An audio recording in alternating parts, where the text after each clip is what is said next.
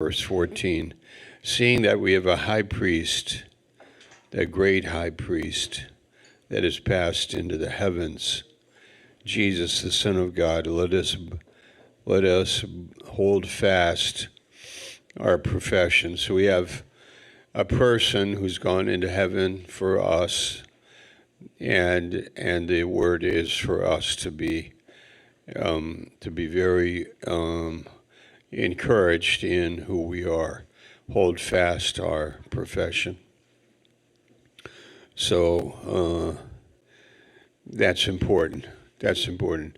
You might wake up in the morning with some kind of a bad mood or feeling. You might be feeling guilty or depressed or discouraged, but this is something you have to reflect on, that you have a high priest that's passed into the heavens.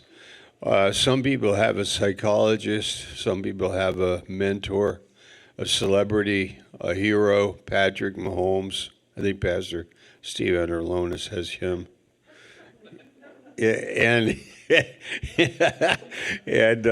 maybe you have some teacher, but they're here on the earth, and they could never be who Jesus is, who's passed into the heavens.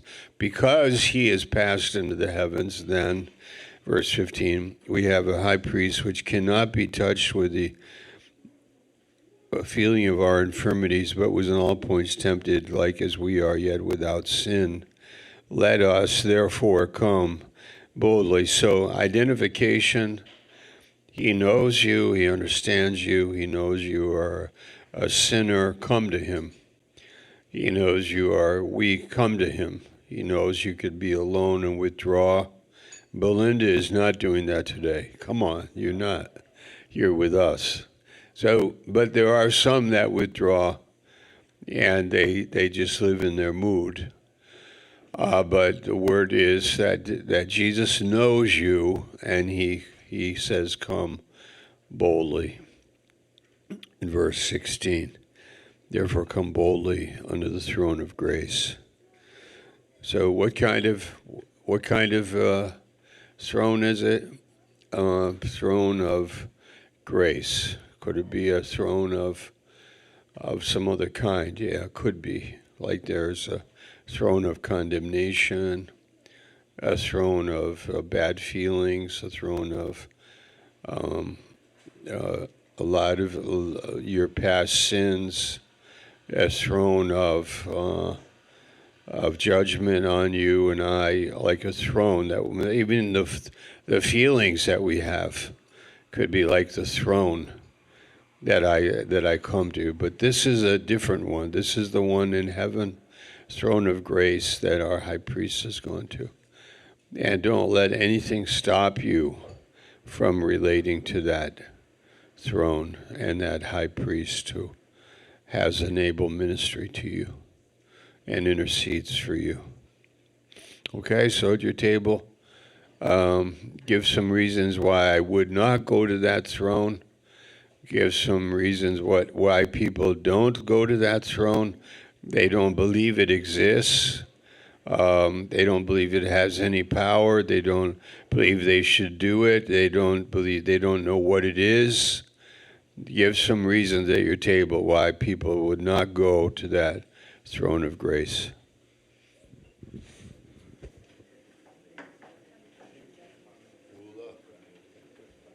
Tell Jen why. From across the room. Because people don't realize it's for them. They don't dare to believe it. Okay.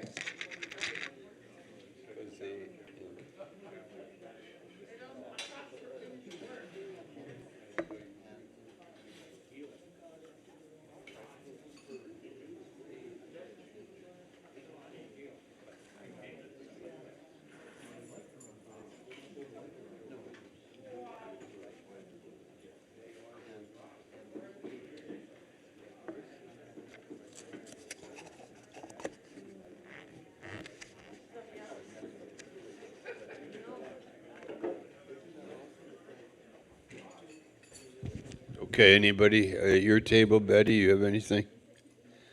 No? What?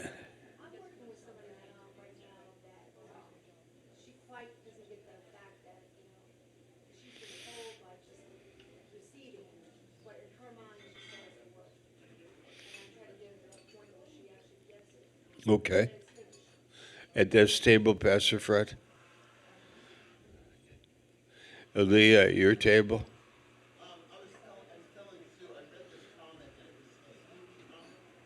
Yes.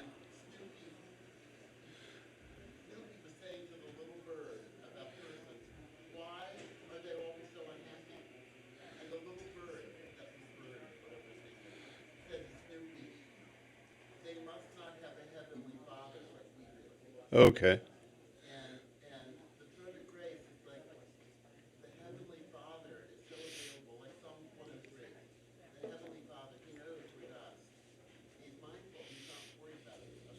Hmm.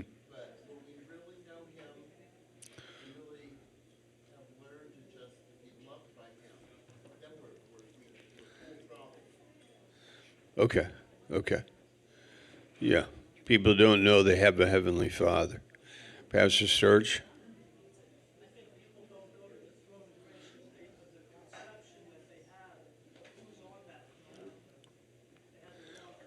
Wrong concept of God. Okay. Maybe they have the wrong concept of who God is. They have a wrong concept of who they are, that they are unworthy to go there, that they can't they don't they need to earn it. They need to clean up their life and then they can go there. Some people don't go because they don't have faith. They have very little faith. They don't believe it or they don't understand it. So there's many reasons, right? But the word is, don't do that, but come boldly and receive the grace for your life. Okay, now the second part is uh, regarding loyalty. Okay, this is from Job chapter 1. This is the part of the message that tears you down. Okay, not really, but it's a, you know, uh, it has something to do with being loyal, and we all know about loyalty by reading. Probably the best example is Jesus with the Father. That Jesus walked with God the Father and did His will, and He was loyal to the Father. If the Father had guided Him differently, He would have followed the Father. He would not have gone to the cross. If that was not the Father's will, He would have stayed at home. Whatever the Father's will was, He was always loyal and faithful. And in the book of Job, really what you see here is loyalty between Job and God. But Job has problems, but then there's the test in trial, the trial of suffering. Can I trust him? Can I trust God? So we have point number one here is, have you considered my servant Job? There is nobody like him. He is upright, and so on. In a way, God is saying, he's my loyal friend. Job is my friend. He trusts me, and I am with him. And if I test him, he is going to be loyal to me. He is going to trust me. So that's a very big issue in human relations, because we actually are wired for loyalty, trust, love that doesn't fail, love that is there. So we enjoy it. And if you think about a family, a husband and a wife, the marriage, based on loyalty, really, it's like, I'm here, I'm with you, like I trust you, and you trust me. And it may not always look perfect, it may not always look so good, it may not be good. But I'm with you, I'm on your side, I'm for you, I'm not against you. Amazing. So you have God in the Trinity, you have God in Job, then you have marriage, and you have also church life. And in church life with each other, that's one of the characteristics of our relationship is loyalty. So I have a very good book here called Loyalty by Bob Sorge. I don't know how you say his name. Recommended from Benjamin Turkia in Israel. And I just have a chapter here. I want to read the short outline of it, and it's about caricatures of loyalty, like what loyalty is not. When we talk about loyalty, we can get confused about it because we think of allegiance and maybe even blind allegiance. Like, I'm going to be loyal to you. I'm going to be here for you no matter what, and I don't need to know anything. So this is 3 things that loyalty is not. Loyalty is not naive. Loyalty is not naive about a leader's weaknesses. It realizes that the leader is flesh. It has no delusions of serving under a superman or a superwoman. Loyalty is not a romantic unrealism, nor must it be enamored with the leader. Loyalty does not mean we exalt a leader above measure. If we exalt David above measure, God has to take measures to keep David humble. Loyalty is not putting a leader on a pedestal, but is the honoring of a leader as the appointed pace setter, the set man or set woman, a blessing from God. Okay,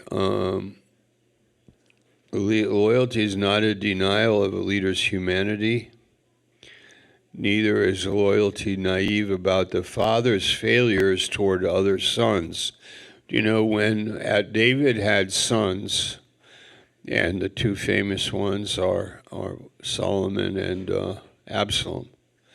And if you look at the story with Absalom, it looks like David failed Absalom, Like many Bible teachers say that David, he could have done a better job with Absalom, But maybe not, because maybe the problem that David had with Absalom was already in Absalom's heart, and that he didn't like his dad. And maybe he couldn't have reached him anyway, I don't know. But let's say David failed. But so I'm a follower of David, and I know that he isn't perfect, and I'm not loyal to him. But because of being naive, I am informed, I am aware, I do know about failure, but I'm able to handle that. I'm able to have an imperfect leader and be loyal to him. Number 2, loyalty is not unqualified allegiance. I remember kind of being amazed at the Nazi movement in Germany and the whole idea of having the leader and the people of being loyal to him and pledging an allegiance to him and the party. And a Christian is to be loyal, but he's also to realize that the real allegiance I have is to God, and I'm a follower of God. And then when it comes to the people I work with, I think loyalty is very important, but it is not a blindness, like we said earlier. Let me read from here. It's highly valued by the military, loyalty, and extolled during the training season. It keeps a battalion together, empowering them as a group to accomplish greater exploits than if they were alone. While implicit obedience is demanded in the military, there is a greater dimension of loyalty that troops will hold for a superior who has demonstrated his willingness to sacrifice personally for the sake of his men. Do you know who had an amazing amount, a great following was Robert E. Lee. in the Civil War. Like his men adored him. Like they saw him. They understood how good he was at what he was doing, what a soldier he was, and that kind of thing. So that was a loyalty that was somehow earned, but not a blind allegiance.